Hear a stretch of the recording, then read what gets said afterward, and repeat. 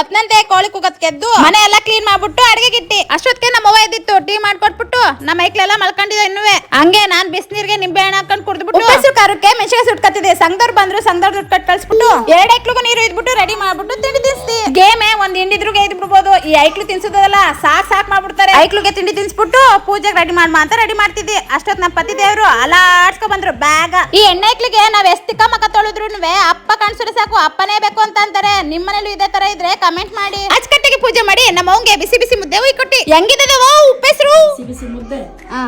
ಸಾರು ಸೂಪರ್. ಯಾವ mutton chicken ಬೇಡ ಇದ್ರ ಮುಂದೆ